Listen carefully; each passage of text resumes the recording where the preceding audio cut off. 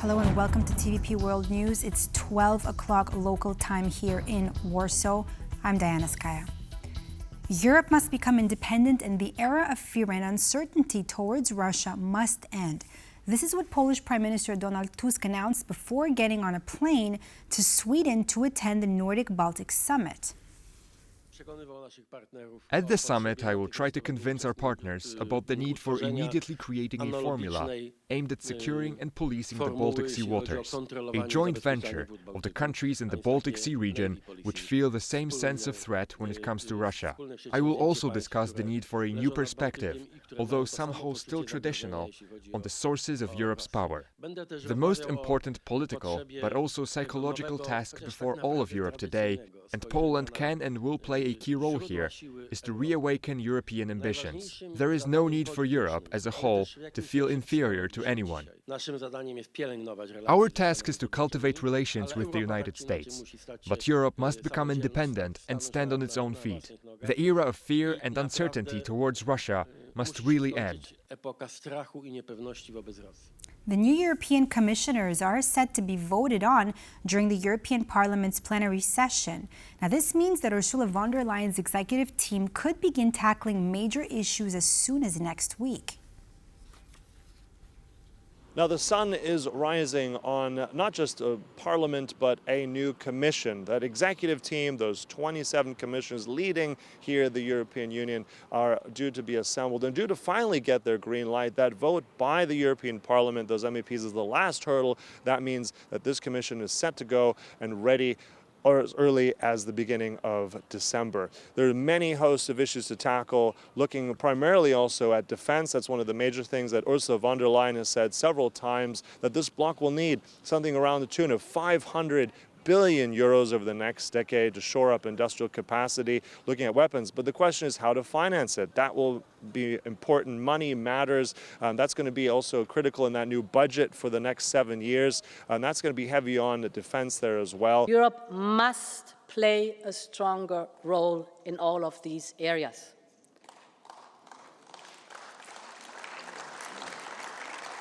We have a duty to help that destruction and loss come to an end. And strengthen our security is all the more important in a world as contested and fragile as it is today.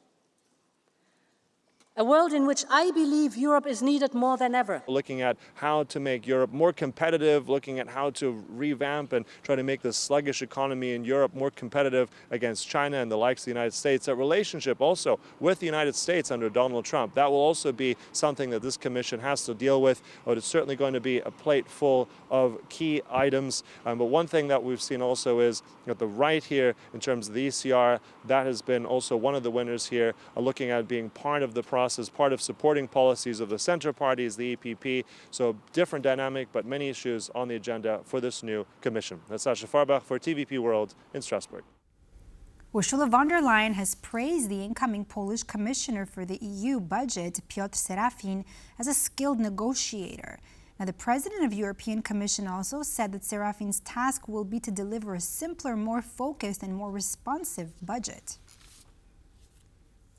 We have all seen what the budget can deliver for Europeans, whether for our citizens, our businesses, our researchers, our farmers, our communities and our regions. But our budget is often too complex, funding the same thing in different programs and in different ways. And we must be more focused on investing in our priorities. And this is why I have put Piotr Serafin in charge of shaping our next MFF.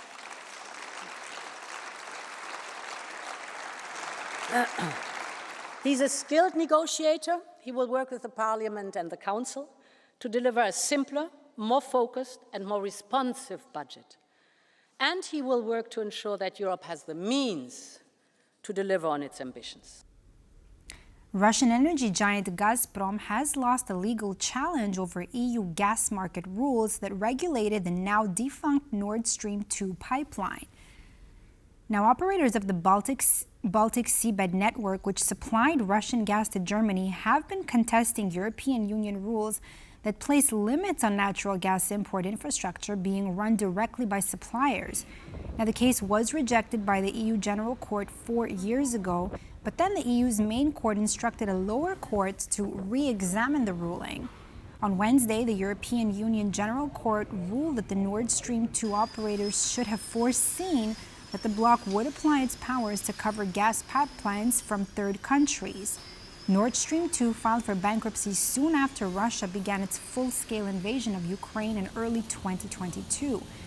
It was blown up by saboteurs in late 2022 in an operation that also wrecked Nord Stream 1. Now, recently, an American businessman, Stephen Lynch, announced plans to purchase the Nord Stream 2 gas pipeline if it's auctioned as part of bankruptcy proceedings. Ukrainian authorities confirmed on Tuesday that there are no further obstacles to exhuming the remains of Poles massacred by Ukrainians during World War II. Now, the move signals a breakthrough in an ongoing problem souring relations between the two nations.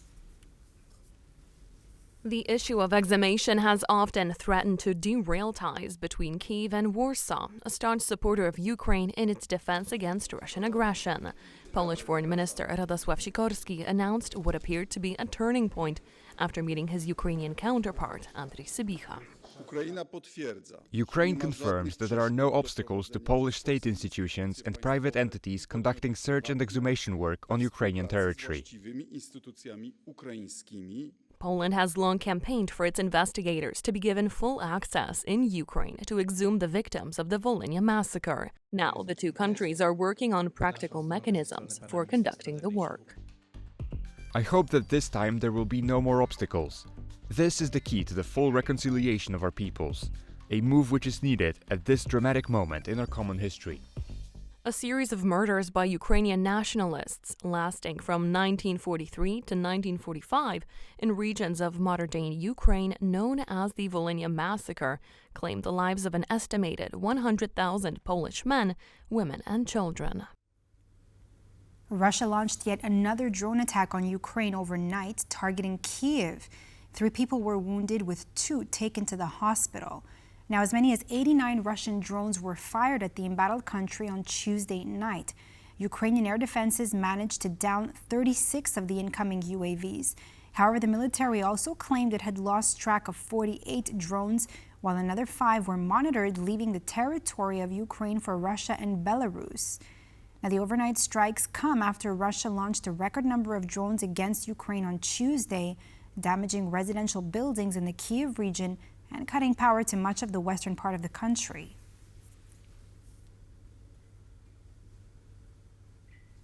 U.S. President Joe Biden could procure another several $billion worth in military assistance for Ukraine before he leaves the White House. Now, the current administration is working to secure an aid package which will also help replenish U.S. stocks of military hardware and ammunition. Now, out of the $24 billion total, $8 billion is earmarked to finance U.S. companies' contracts to supply arms to Ukraine. Another $16 billion will be used to replenish Washington's military arsenal. Now, these moves come just days after Biden submitted a statement of intent to Congress to cancel half of Ukraine's economic aid debt, a sum of over $4.5 billion. The current administration is working to ramp up support for Ukraine ahead of an unsure period when President-elect Donald Trump is expected to take over in January.